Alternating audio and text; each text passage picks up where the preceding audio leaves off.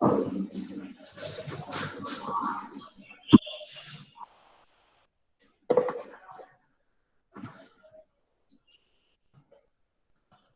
afternoon, all the students.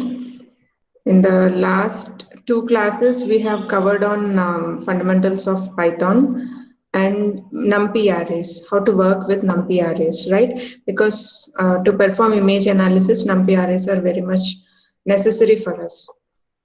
In today's class, we'll continue with the rest of the topics under NumPy arrays and then start case study for satellite image analysis.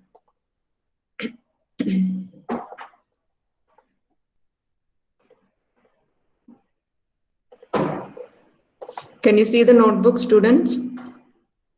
Yes, ma'am. Right.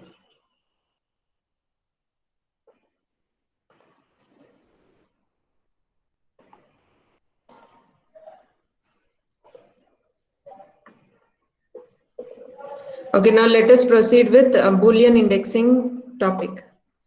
Now, if you want to create filters, say you want to get only some values into the output and other values need to be filtered out. In such cases, we can use Boolean indexing to filter out unanticipated values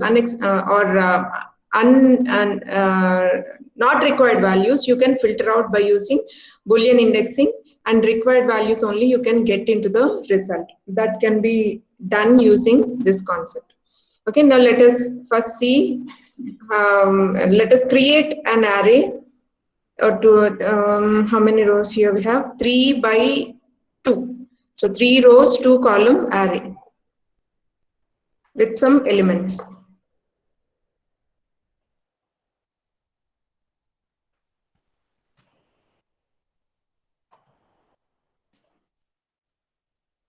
Okay, now we are creating an array with 3 rows and 2 columns like this. Now let us add some filter to this array. What is the array name here? An array. Now to this array, let us add a filter. Let us create a filter which will be Boolean values for whether each element meets this given condition or not. Okay, so on this array, we are giving a condition greater than 15. Means you are creating a filter such that any element of this array should be greater than 15.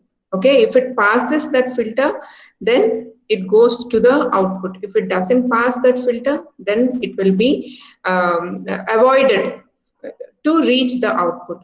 Okay, to be displayed in the output, it will be avoided. So what is the filter we created here? Create a variable name filter which indicates its purpose, and on the array you're giving a Boolean you're giving a relational operator. Every element of this array should be greater than 15.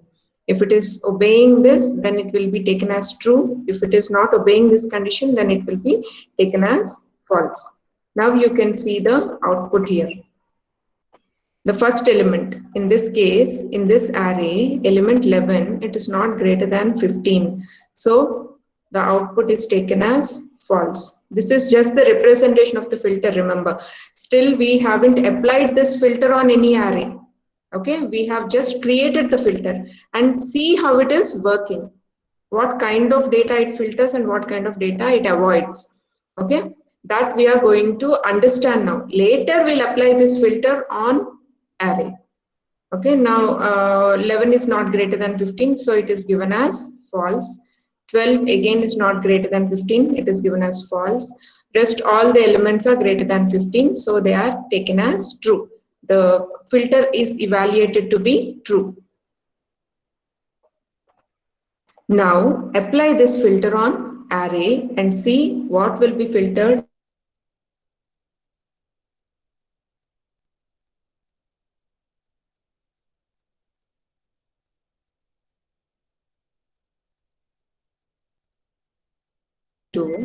The filter is to get only the values that are greater than 15, right? Understand this carefully. In image analysis, if you want to filter out only some colors, if you want to highlight only some colors and reject or just avoid some low intensity colors and get only high intensity colors in order to study the picture very well. In such cases, this filtering will be useful. So you have to understand this concept clearly. If you want to apply this filter on the array, then what is the output that we get? See here, we are trying to print the array on which this filter is applied. So this filter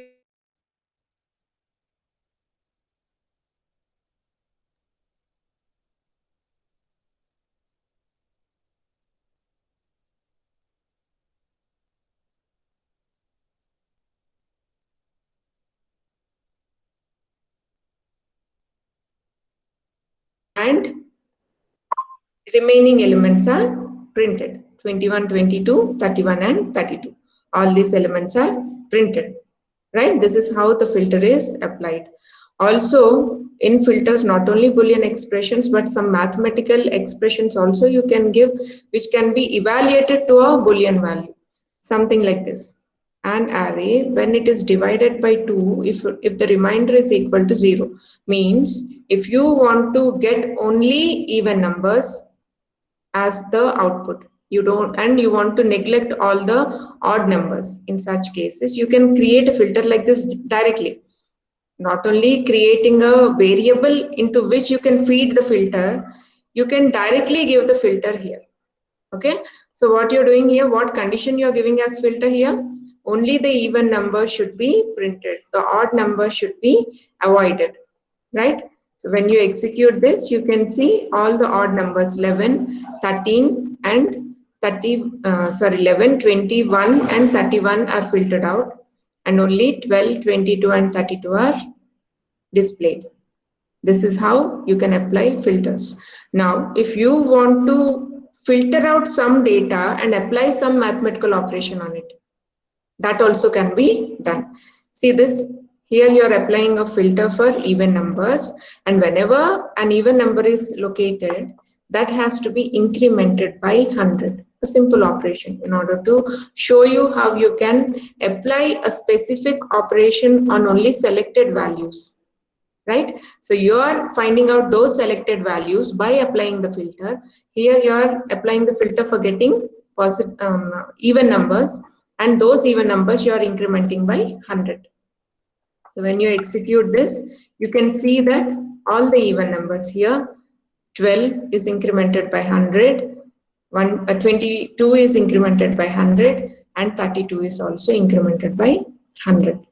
Right? This is how you can apply filters, and this concept is called as Boolean indexing. You are trying to give index value as which evaluates to a Boolean expression, right?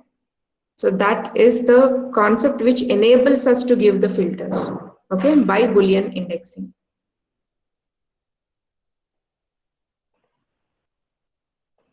Now just let us observe data types and array operations here. When we assign an array 11, 12 here to ex1 and give the data type, see here, it is giving the data type as integer. The type of elements that you are inserting into the array, the type of that element will be displayed. See here, you're creating a row of elements, 11 and 12. And that array you're storing in ex1. Now when you take ex1.d type, it will get the data type of the elements stored in that one-dimensional array, and it is nothing but integer. Now see here, if you are storing float values into the array, here you are creating a one-dimensional array 11 and 12, and when you're storing it in ex2 and get the data type, you can get it as float 64. This is the bit 32-bit and 64-bit representations of these data types. Okay, now if you want to explicitly mention, you can tell the compiler what should be the data type that you want to assign to the values in the array. Then you can specifically mention it as a parameter like this, d type. When you're creating the array, you give the array and you also give the data type as integer. So this will assume the data type of integer to the array elements. Right? Is it clear? Now, though you have the data types as float, still you want to forcefully represent them as integer. That is also possible. See here, in this case, the array contains two float values, but you want Python to assume it as integer values only, not as float values. So you can give the d type here as d type np dot int 64. Okay, we want it to be represented as integers, though the actual representation is as float. That can be done here. So when you give the data type, though these numbers are float types, you are ordering it to consider it as integer type, so that this ex4 array's data type is taken as integer, right? And when you print this array, you can notice that though you have given 11.1 and 12.7, it is converted to the integer value 11 and 12. Got it? This is how you can forcefully convert the data type of the data type of the original values. Here you can see we are giving integer values, but you want the Python compiler to represent them as, assume them as float values. That is also given here. So they are given as integer 11 and 21. They are taken as 11.0 and 21.0, and their data type is taken as float. Right? This is one way of representing the numbers. Now let us see some arithmetic operations of these NumPy arrays. Let us create two arrays x and y, 2 by 2 arrays, where you have in the first array 111, 112, 121, 122, and in the second array you have some float values. Now, if you want to add those two arrays, or in this case we can call them as matrices because they are two-dimensional arrays. So when you want to add them, you have two different operations available. You can either give it as x plus y, or NumPy arrays has a function called as add, which takes the matrices that has to be added as parameters. So you have np.add x comma y, right? These two will give the same output. Either you can opt for x plus y, or you can take the NumPy arrays add method, which takes two parameters, the matrices that have to be added, right? Now we can perform subtraction also in the same way, x minus y, or you can use NumPy arrays subtract method. Multiplication also can be done. Now see here, you have three different ways of multiplying. Now if you give x star y, it will multiply the 0th index with the first element, 0, 0 element of first matrix with 0, 0 element of second matrix. Then 0, 1 element of first matrix is multiplied with 0, 1 element of second matrix directly. Means how you perform addition, subtraction, in the same way you are doing multiplication 1 to 1 element, right? That is done with x star y, or you can also do it with np dot multiply xy. Okay, both will do the same operation. But if you want it to be multiplied as matrix multiplication, you know how matrix multiplication is done, right? The rows are multiplied with columns while being added, right? The rows are multiplied with the column elements each while being added to get that particular index number. So matrix multiplication is different from normal multiplication. Now to perform matrix multiplication, you have another method called as matmul. Not multiply. Multiplies 1 to 1. 0, 0 element of first matrix is multiplied with 0, 0 element of second matrix.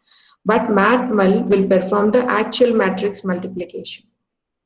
Okay, so that is why you can find the difference in the results. In this case, it is one-to-one multiplication, but in this case, row and column multiplication is done for matrix multiplication. That is why the result differs here.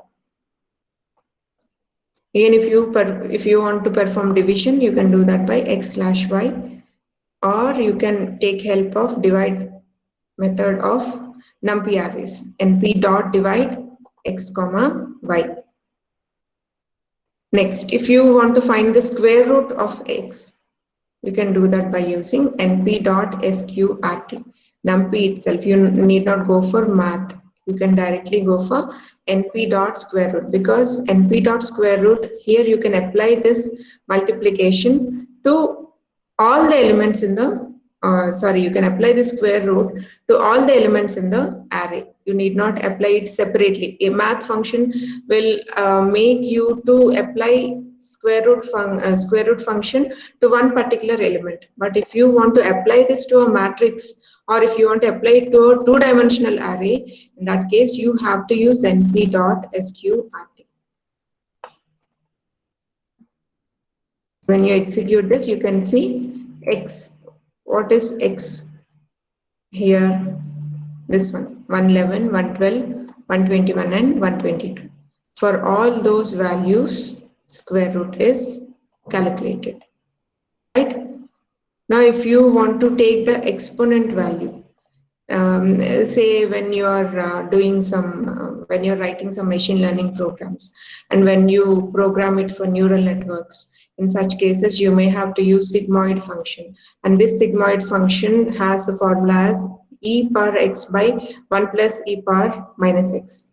In such cases, you may have to find the exponent raised to the power of x. For that, you can use this function exp. You can directly write it as, for e power x, you can write it as np dot exp x. Means exp, the exponent, will be raised to the power of x, right?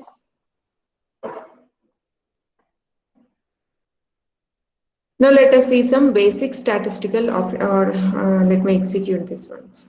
Yeah. You can have the result like this. For all the x values, e raised to power of 111, e raised to the power of 112, e raised to the power of 113 and 14, right? That is what the elements we have. 121, e raised to the power of 111, 112, 121 and 122.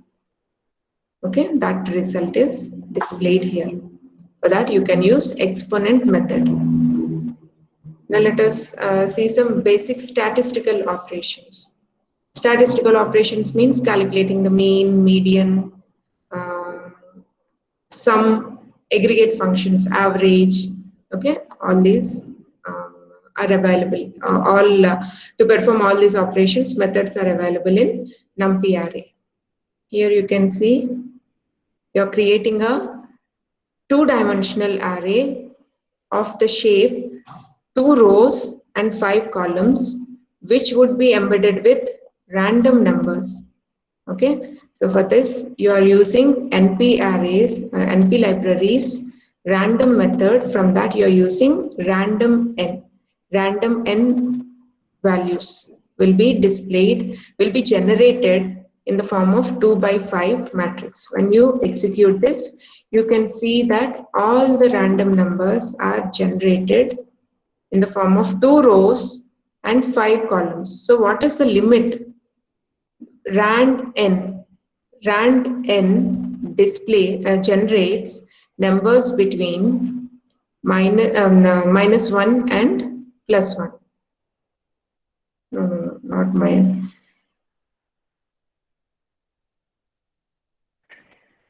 Yeah, minus 1 and maximum range is taken as 1.9 also it is coming.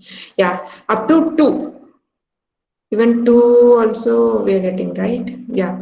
So it generates random integers, random float values, random numbers. Okay. Though there is no range, some random numbers will be generated. Range is not fixed here. You can have values from minus some value to plus some range.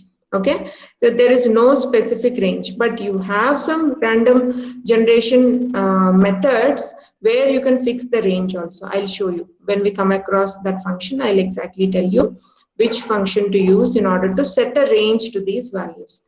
Here the values are limited to the range of -2 to -3 to +3, right? You have some value here, 2.03, more than 2, okay?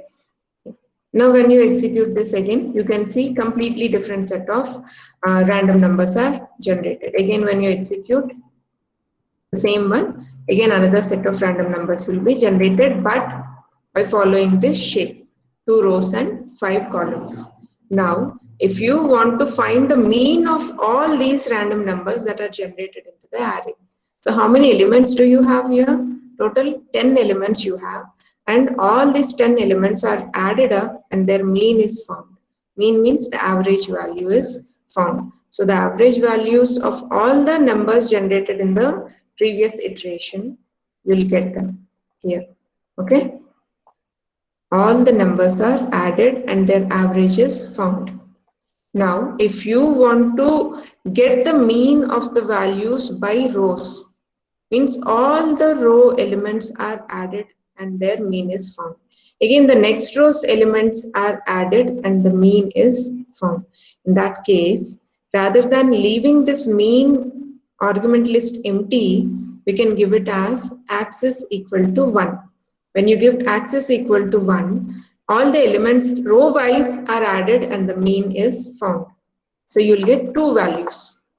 This is the mean, first element is the mean of first row, and second element is the mean of second row, right?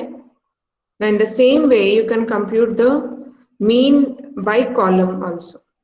In that case, you have to give it as axis is equal to 0, which pertains to column elements, not the row elements.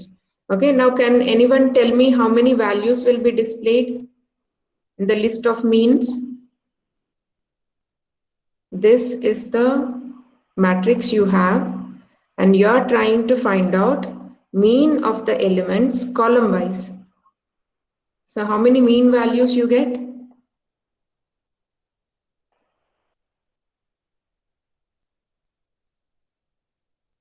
Murli, how many mean values you get?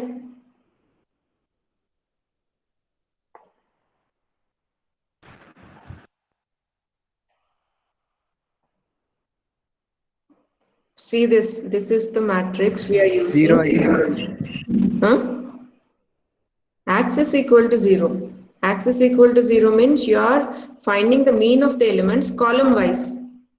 See here, we have found the mean of the elements row wise. How many rows do you have? 2 rows.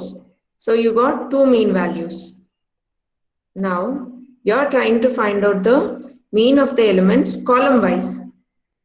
So how many values you get? 2. Result? 2, 2. ma'am. How many columns you have here in this matrix? 4, ma'am. 4. 4 columns. Huh? 5 columns. Sorry, 5, ma'am. 5 columns. So you get total 5 mean values. Right? Got it? Did you understand now? Yes, ma'am. Now Shruti, if you want to display array.sum, what you would expect in the result? Sneha? Rajeshwari?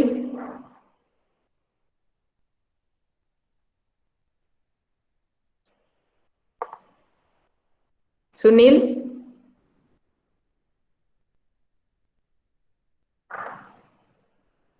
What are you all doing, students? Srinivas? Ma'am, 2 values. I am calculating sum of elements in the array. Did I give it as axis equal to 1 or axis equal to 0 here?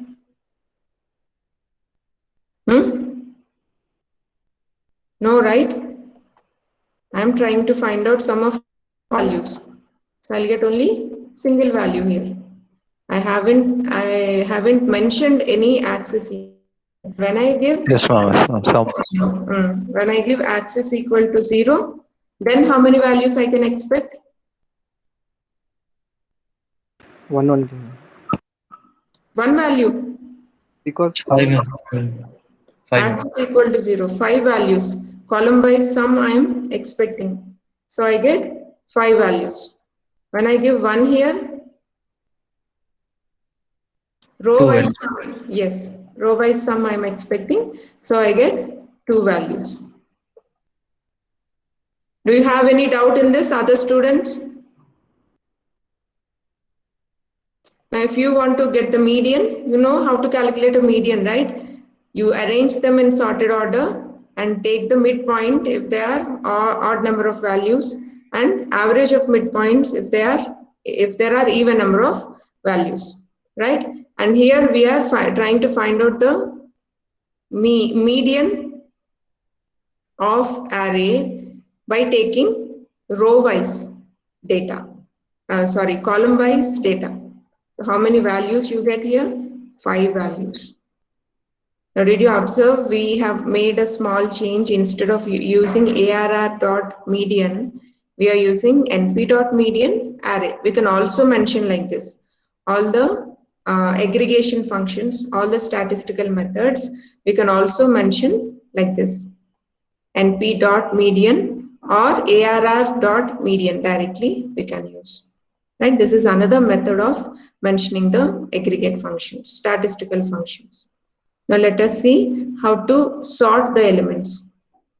Now generate some random numbers, 10 numbers as a one-dimensional array. So you're using np.random.randn. You're generating some random numbers, but 10 of them. Okay, so you're generating a one-dimensional array with 10 numbers and print it. Now sort them in order to put them in some order. You're applying the sort function, right? Sorted.sort. Now you just print sorted and also print unsorted. What did you notice here? The unsorted method, the unsorted array here, what we have created initially, that is displayed as it is. Though you have, extremely sorry, yeah. Unsorted method, unsorted list, it has been displayed as it is, in what way it has been originally created. But once you apply the sort method, this sorted displays all the elements in sorted order, right? This is how you can apply the sort method on a one-dimensional array. Notice this, here you are creating a sorted array. Here you are creating from the unsorted array, you are creating one more array which is called as sorted. And on this sorted array, you're calling the sort method. Okay, so the original, you already understood this in the first class. If you use sorted in the brackets, sorted, so you will get only the rendering of that list. Means it will be represented in sorted order, but originally it will not be sorted. But when you apply the sort function on the list, on the array, in such cases, the original list itself will be sorted. Okay, the original list stays in sorted order. So here you can find out the list that is displayed in a sorted order, and originally also it is saved in the sorted order.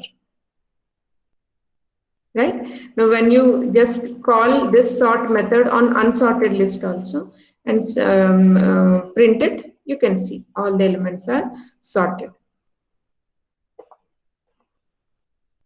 Now if you want to get only unique elements from the array, then you can use a method called as unique from numpy arrays.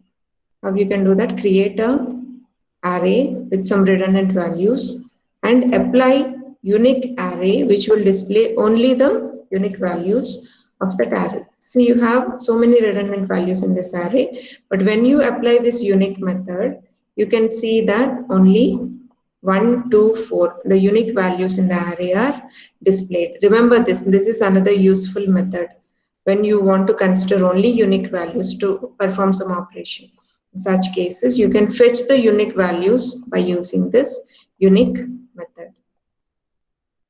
Now let us see how to perform some set operations using this NumPy arrays. This will be useful when you are analyzing some text data or when you are trying to merge two data sets. In such cases, this set operations may be useful. So let us see some fundamentals of this very quickly and then go on to the next case study. Now let us create two arrays of string values. The first array S1 consists of desk, chair and bulb, and second array S2 consisting of lamp, bulb and chair. Now print them. Let us see what lists are created. Yes, they are created. Now if you want to get common elements in these two sets or common elements in these two arrays, you can apply intersect 1D method.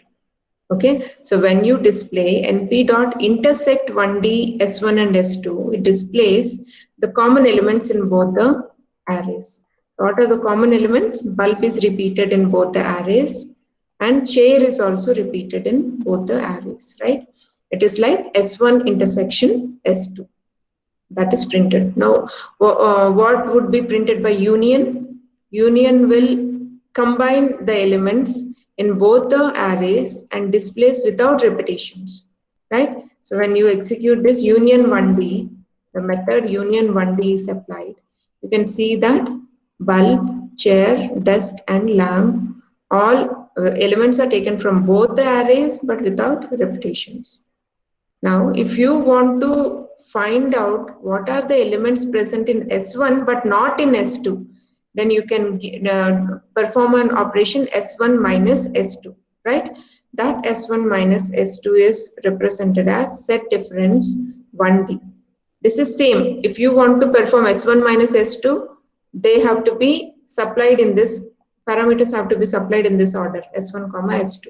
But if you want to find out S2 minus S1, then parameter should be supplied in that order only, S2 comma S1, right? So when you want to find out S1 minus S2, what would be the result? Can anybody tell me? Desk. Only desk, because chair is repeated in S2 and bulb is also repeated in S2, you will get only desk. If I change this S2 to S1, what would be the answer? Lamp. Lamp. Right? Now, which element of S1, if you want to find whether it is also in S2, in such cases, there is another function called as in1D. Understand this carefully. If an element is present in S1 and if you want to know whether it is present in S2 also, then you can give in1D. What would be the answer now? chair and bulb.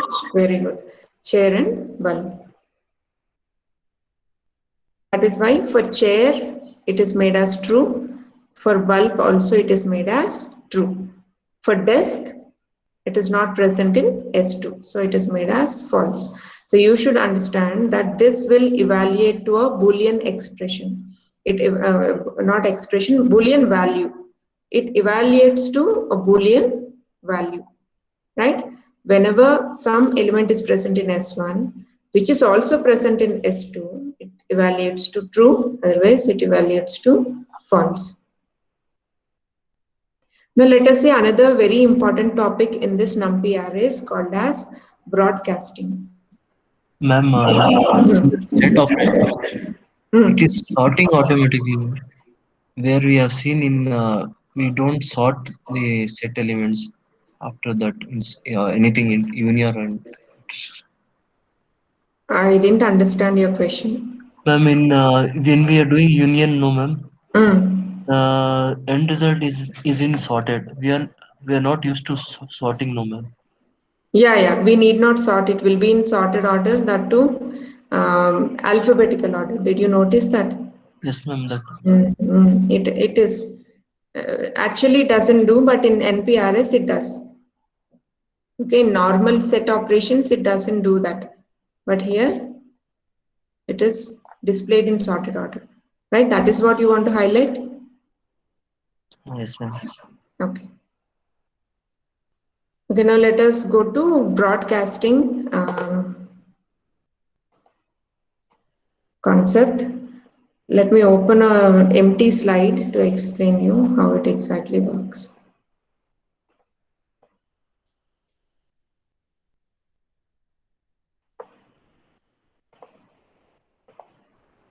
Okay, let us first see what we are trying to perform, what kind of operation we are trying to perform here. Now we are initially creating a matrix of all zeros of the shape 4 by 3. So you get a matrix all filled with zeros, 4 rows and 3 columns of such matrix. Now see this carefully. We are creating another one-dimensional array with elements 1, 0, 2 and printing it. Okay, so what matrices we have here? Initially we have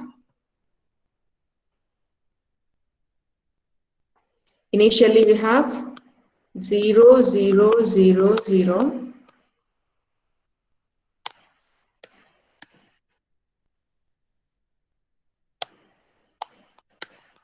like this, right? We have an array like this.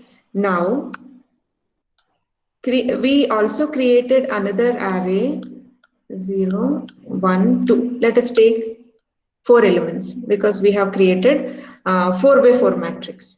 Now I want to broadcast this one-dimensional array to this two-dimensional array row wise. Understand this? I am broadcasting this one-dimensional array onto this two-dimensional array row wise, right? So when I perform the operation of broadcasting, this row will occupy this row wise space. So this elements will occupy the first row, and again same row I'm broadcasting to the second row of first array or first matrix. Say this is M1 and this is M2. Now this row is being broadcasted to the second row of M1. So again same value is taken. Now again M2 is broadcasted to third row of M1. Again M2 is broadcasted to fourth row of M1. So this will be the answer after broadcasting. What we are doing here in normal cases, when you want to perform multiplication, all these elements will become 0, right? Because whatever multiplied with a 0 matrix, everything will become 0. But broadcasting is not the case. Say if you want to broadcast a particular set of values onto another matrix, that can be easily done with this concept of broadcasting. Now, if you want to broadcast this column wise, that also can be done. For that, what you can do? You have here 4 by 4 matrix of all zeros. Now, this is your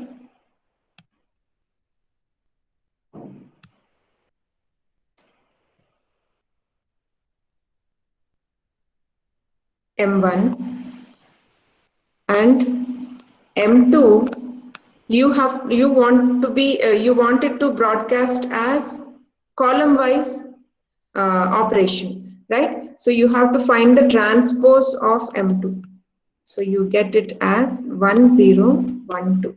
First you have to find, because you wanted to do column wise broadcasting, the set of elements you want to broadcast first have to be transformed into column. So find out the transpose of this, which through which you get this array, one column array, that is 4 rows and 1 column. So the dimension of M1 is 4 by 4 and M2 is 4 by 1. Right? Now you can perform the broadcasting column wise so that you get the resultant matrix as 1 0 1 2 1 0 1 2 and 1 0 1 2. This is called as column wise broadcasting. This is row wise broadcasting. This is wise broadcasting. Right? This is what we are trying to perform in our Jupyter notebook. Right? Here we have taken how many? 4 rows and 3 columns. Now we created a one-dimensional matrix with 3 elements, means 3 columns. Now let us perform the broadcasting operation by just using a plus symbol. Okay, this stands for broadcasting operation. By this, the elements will understand that broadcasting is happening, because start is the array which is of size 4 by 3 and add rows is the array of size 1 by 3. Okay, now 4 by 3 and 1 by 3 both can be added to perform the broadcasting. Now you can see the result. This second matrix is broadcasted to the first matrix column wise, right? So it is represented as 102, means 102 is broadcasted to the first row, again 10 is broadcasted to the second row, third row and fourth row, right? This is how you get the result, broadcasted result. Now if you want to do this broadcasting across columns, if you want to perform this broadcasting column wise, then what is the solution I have given?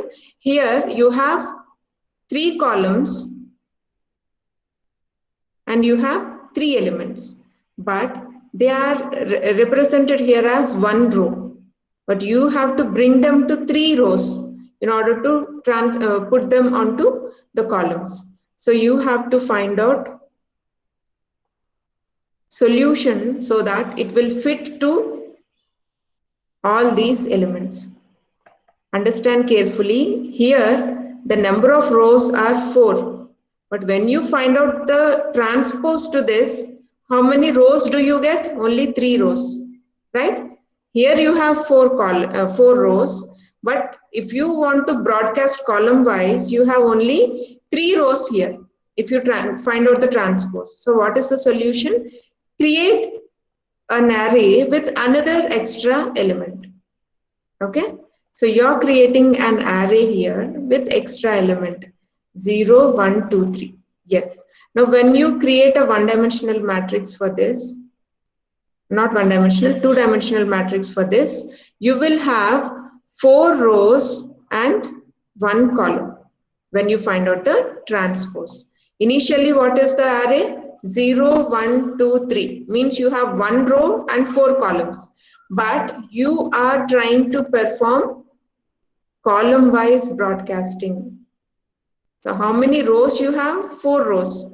So the element, the matrix that have to be broadcasted also should have 4 rows. So find out the transpose, then you will have 4 rows, 0 1 2 3, right? So when you find the transpose, see this, you have 4 rows here, 0 1 2 and 3. Now this matrix 0 1 2 3, the column matrix, understand I am calling it as column matrix, which has to be broadcasted to this empty matrix column wise. Now they're matching, right? Here also you have 4 rows, there also you have 4 rows. So those that column can be broadcasted easily. There is compatibility, right? So when you perform the broadcasting, you can see that 0 1 2 3 is broadcasted to the first column, then to the second column, then to the third column, right? This is how you perform column-wise broadcasting. Now, if you want to broadcast in both the directions, means if you want to broadcast to the rows as well as columns, then you can take a unit matrix. Okay, here you can see that you're creating a scalar matrix, just one matrix which is single dimensional. Notice here we are not using two square brackets, we are just using one square bracket, which indicates it is a rank 1 matrix, which indicates it as a one-dimensional matrix, means it has just one element, right? Now this one element, if you want to broadcast, it can be broadcasted row-wise as well as column-wise. Means if you take a 0 matrix, this 1 will be embedded into all the index numbers of the two-dimensional matrix. So when you take here the one-dimensional matrix, this is being broadcasted onto all the 0 elements, making it as 1. Means this scalar matrix 1 is broadcasted row-wise as well as column-wise, right? This is how you can broadcast in both the dimensions. Okay, now you can see here we're creating one array A and array B.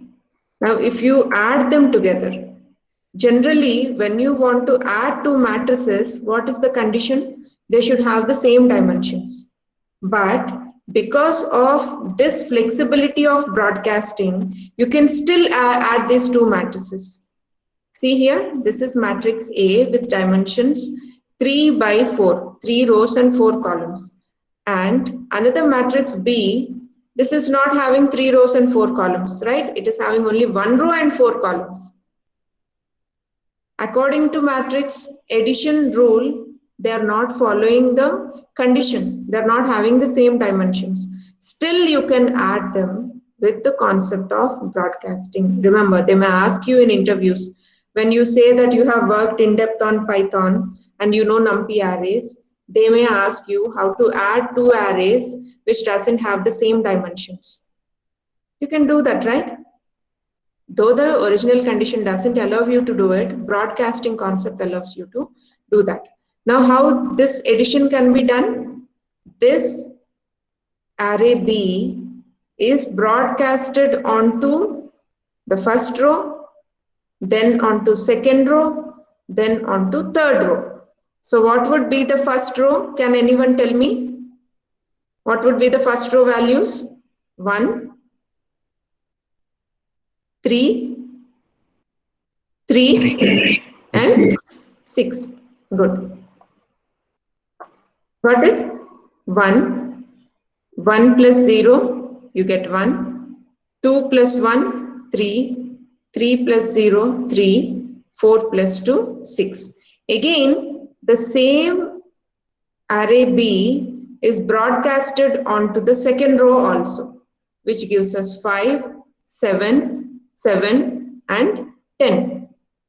Again, the same array B is broadcasted onto the third row also, which gives you 9, 11, 11, and 14. Right? This is how you can add two arrays which are of different dimensions with the concept of broadcasting. Remember this.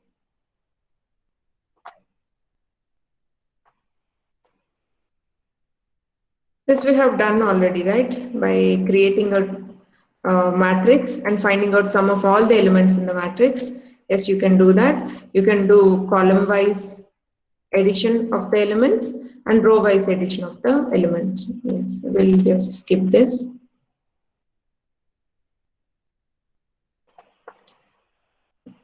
Now, if you want to create some random array, some one-dimensional array with 8 elements, then you can just give np.random.randn, where it generates random numbers, negative as well as positive, but 8 such numbers are generated. Create another random array.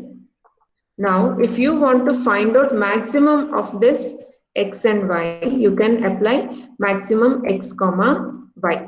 so that element-wise comparison is performed. Say in X, this element is compared with this element and the maximum is displayed here. Again, this element of X is compared with this element of Y and you get the maximum value out of them, right? So if you want to have two matrices and perform element-wise comparison in data sets, real life, you may come across this kind of requirement where you want to compare two similar type of values in two data sets and want to find out some maximum or minimum of that you can do by using maximum. In the same way, you can use minimum also, right? And if you want to reshape the array, sometimes you may create an array in the form of say 5 by 6 matrix. Now you want to change that to 2 by 15 matrix. Yes, you can do that. 5 by 6 matrix total, how many elements you may have? 30 elements. Now those 30 elements, you don't want them either in 5 by 6 or transpose of it 6 by 5. But you may want it to completely be rearranged as 2 by 15, which also accommodates 30 elements. Okay, 2 by 15 or 15 by 2 matrix. That can be done by using reshape. Okay, first create an array, create a set of numbers. Yes, you have created some 20 numbers. Now you want to arrange them in some matrix form with some dimensions. Now create a 4 by 5 matrix which will arrange all these numbers row wise in the form of 4 by 5 matrix.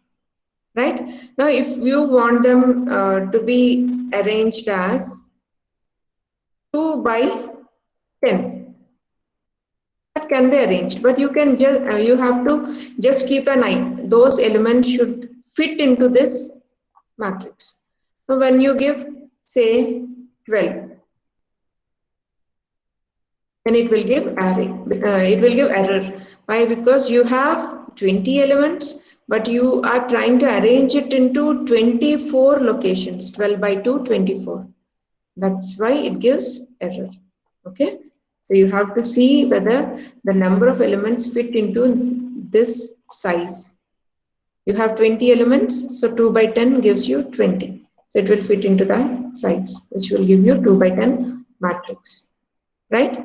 This is how you can reshape the given single dimensional array into multiple dimensions. If you want to find out the transpose, you can just do it with a small letter T. This is your matrix. If you want to find the transpose, you can just give array dot T.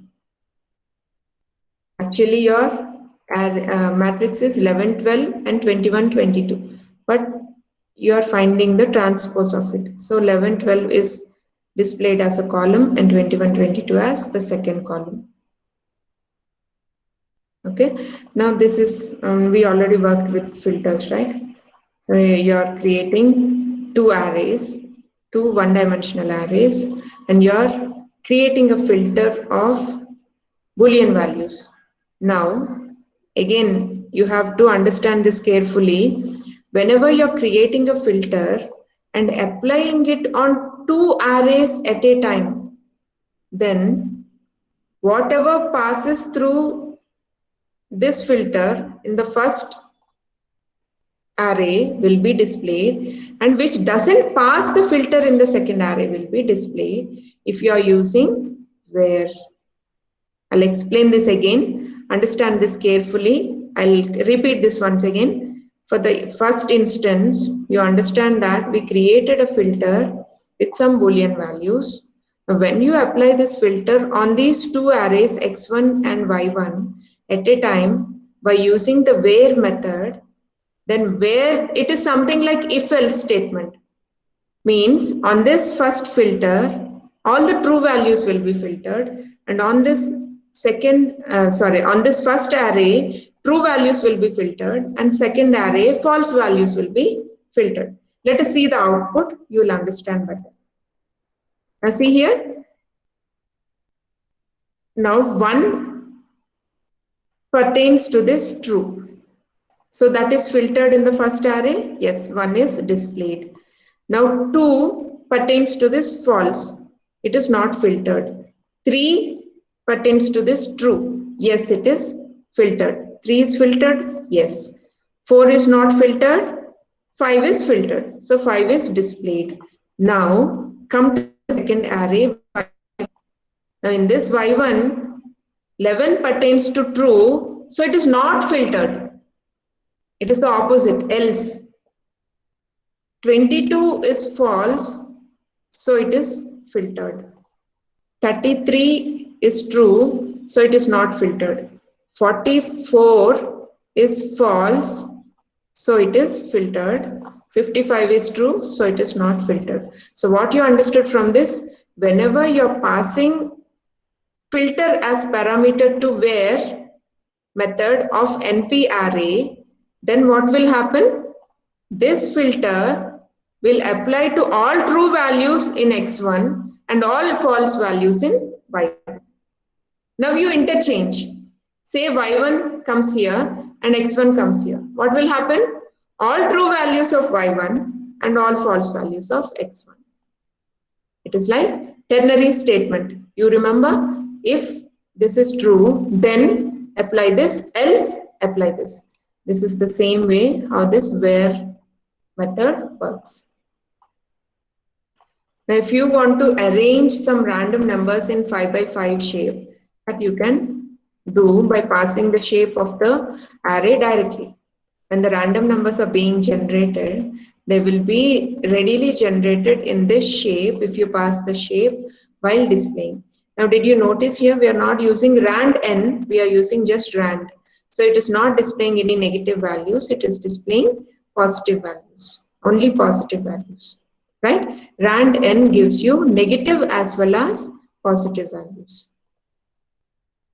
Now in this case, you can notice the filter. See here, we are applying where method by using this filter and taking these values. Can anyone tell me what would be the output of this operation? Understand this carefully. You are applying this filter. If it is true, it should be 1000. If it is false, it should be replaced with -1. Means wherever the value is greater than 0.5, make it as 1000. Otherwise, -1. Right? It is something like if else. If this is true, apply 1000. You can observe this value 0.97. It is greater than 0.5. So 1000 is replaces that value. Again, this is greater than 0.5. So 1000 replaces that value. Whereas you take some negative value lesser than 0.5. Here, you can take this value, it is lesser than 0.5. So that is replaced by -1. Right? This is how you can apply where clause. Now, another two important methods of this NumPy arrays is any and all. Where will this be useful? Say, if you want to find out whether all values in a particular column in the data set are available, or if you want to find out whether there are any missing values.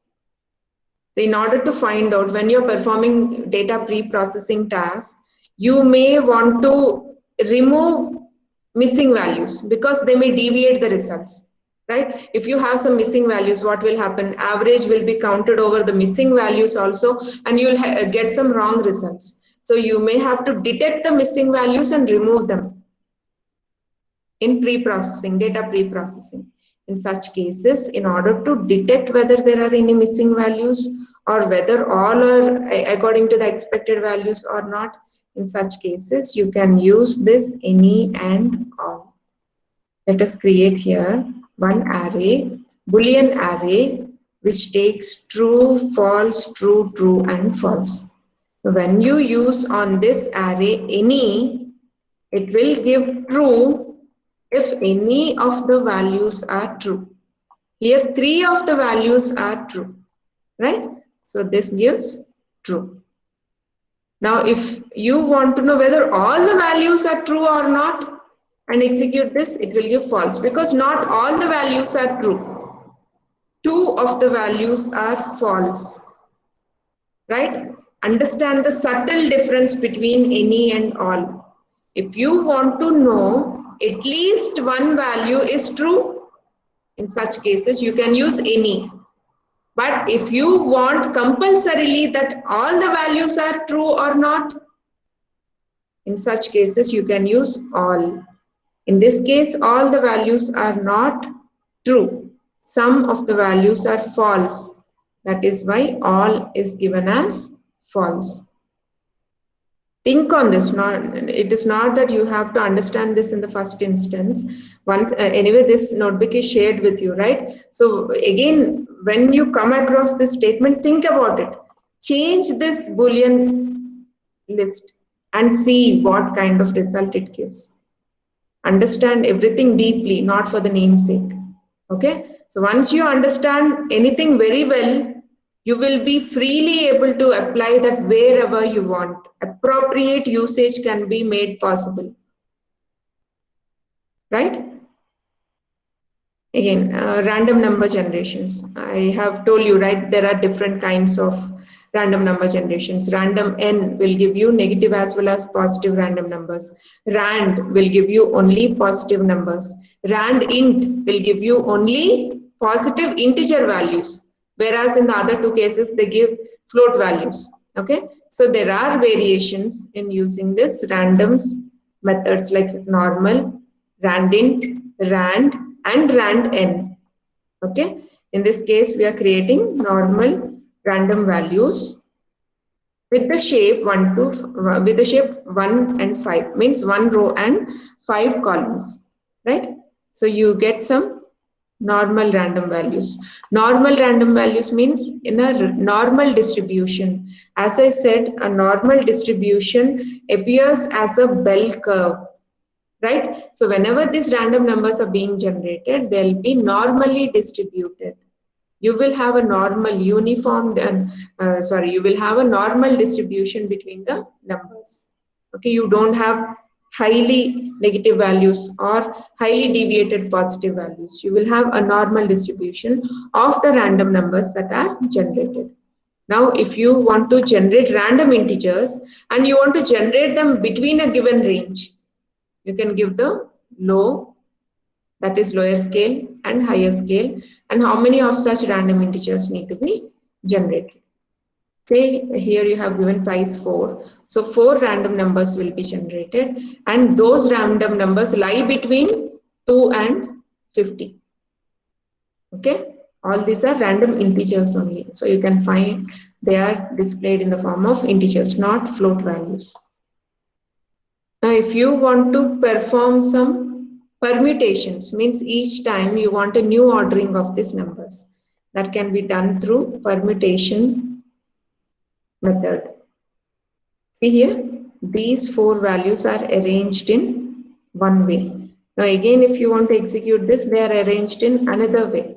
So all possible arrangements will be done using this permutation method. Now, if you want to get some uniform distribution is as much as random distribution, same as normal distribution, but you will get some uniformly distributed numbers, distribution within the numbers, right? And you will get this for only positive values. Got it? 4 different values you are trying to display. Now, if you want it as a normal distribution, you can notice the difference here. Normal uniform distribution has only positive values, whereas normal distribution have negative values also. Now, if you want to merge 2 different arrays, where this will be useful when you want to combine two different data sets. Remember, data sets are also n-dimensional matrices. They have rows and they have columns. So when you know how to work with matrices, it is easy for you to work with data sets, right? So you're learning from the elementary stage all the small scale operations. If you are able to understand very well, you can apply that to the data sets easily because they are also in the form of rows and columns. Remember, always, wherever you see structured data will be in the form of rows and columns. If you have unstructured data, if you have semi-structured data, you try to bring it into the form of structured data and then do the data analysis, right? So you have to understand how to manipulate the data in the form of rows and columns. That is why we are learning all these small scale operations in the form of matrices, which you can apply to larger data sets. Now, how to merge two data sets. Say you have two matrices, K and M in this case. Two matrices are created, 37, 3, 45 and 7, again 3, 34, 45 and 3. Now, if you want to merge them, in what way you want to merge them? Whether you want to vertically stack them one upon the other or you want to place them one beside the other. If you want to place them one beside the other, it is called as horizontal stack, H stack. If you want to place them one upon the other, column upon the column, in such case, we call them as vertical stack, right? Now you take this NP-V stack. Can anybody tell me what would be the output for this? You're stacking K and M together, but vertical. When you execute this, you can see the being stacked vertically means you can observe this. Column appears above the column. 37, 45, 3 and 5 appears as one column and 3, 37, 34, 33 appears as 34, 3 appears as another column, right? This is called as vertical stacking. Now you understood vertical stack. Can you tell me what would be the answer for this horizontal stack? What would be the dimension of the array you get? In this case, you got 4 by 2 array. When you perform horizontal stack, what would be the dimension of the array? 2, 4. 2, 2 cross 4. So what would be the elements? 37, 3, 3, 34. Yes, good. 37, 3, 3, 34. See, this 334 is horizontally stacked beside this 37, 3. And 45, 3 is horizontally stacked, attached horizontally row-wise beside 45 and 37. So you get 37, 3, 334, 45, 37, 45, 3. Got it? This is called as horizontal stacking. You're merging two arrays, row-wise or column-wise. Now, if you concatenate these two together, axis-wise, another type of vertical stacking and horizontal stacking. See, in this case, axis 0 indicates you're stacking them vertically, column-wise. And axis 1 indicates you're stacking them vertically. Right? But when you're stacking them vertically, you can't use M as it is. So you're finding the M transpose and then stacking them vertically. Right? Sorry, stacking them horizontally. Did you understand?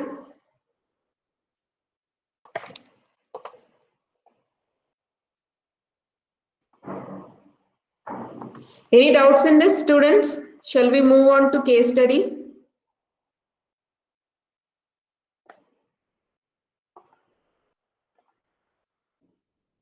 Right, let me open satellite image analysis notebook. I'll just give you a preliminary understanding about this satellite image, how images are represented.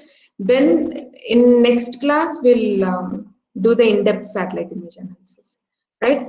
Now, in order to perform, or first of all, let me give me the explanation about this source of data where we got this satellite image. This satellite image is taken from Wildfire project. Wildfire is an integrated system for wildfire analysis with specific regard to changing urban dynamics and climate. So you all should understand that the climatic conditions prevailing in a particular area will very much collaborate to the setting up of forest fires in that particular area. Say if the elevation is too high, means the height of that area is too high. Maybe the breeze will be very fast. The wind will be very fast in that area. Due to that high elevation and due to the wind speed, the forest fires can be caught easily and they may spread very easily from there after. Right? Like that, the geographical conditions, the climatic conditions in a particular area will collaborate to the forest fire. So this is a project, this Wildfire is a project which will help us to understand what is the effect of various geographic conditions for the onset of these forest fires in that particular area. And because of high forest fire occurrences in California area, they tried to capture the climatic conditions in that area and or geographical conditions in that area and try to analyze that data in order to see which is collaborating more for the onset of this forest fire, so that they would try to find a solution in order to beat that particular parameter, in order to overcome that particular parameter's effect on onset of the forest fires. Okay, so Wildfire is an integrated system for wildfire analysis with specific regard to changing urban dynamics and climate. Now, the system integrates networked observations such as heterogeneous satellite data and real-time remote sensor data with computational techniques in signal processing, visualization, modeling, and data assimilation to provide a scalable method to monitor such phenomena as weather patterns that can help predict a wildfire's rate of spread. That is very important, right? To predict the rate of spread. At what speed the wildfire is spreading, due to what climatic phenomena the wildfire is starting, and how it is spreading, in what direction it may spread. If they are able to predict, they can take necessary actions to contain that fire, stop the spread of that fire, right? I'll give you a lateral example. Say if you take in which area the coronavirus spread is very high. If they're able to predict, they can take necessary actions to contain the spread in that particular area. In the same way, they should try to understand the climatic conditions, geographic conditions in a particular area, which would predict the spread of the forest fire and try to contain that spread in that area. Okay, this is the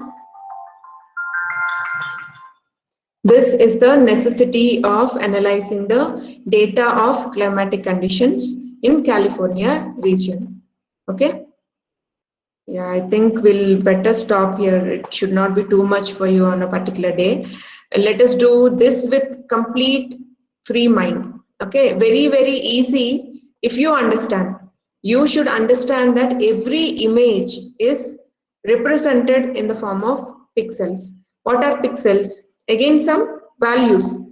Values stored in the form of an n-dimensional array. Now, if you are able to access each of those locations and manipulate the data, that is the intensity of color in that particular area, you can highlight some colors and you can suppress some colors so that you can study about the geographical conditions. Say, if you want to study about heights, maybe green area represent heights. Or if you want to study about the slope in a particular area, blue indicates that slope, or red indicates depth, right? Each color in satellite images represent a particular geographical structure. Now, if you are able to highlight that color and study that area, you will have a clear picture about the geographical condition in that area, right? That we are going to see in next class. It will be very interesting. So I want to start it afresh in the next class itself, in the next session itself. Okay, so we'll meet in the next class. Stay back, I'll take attendance.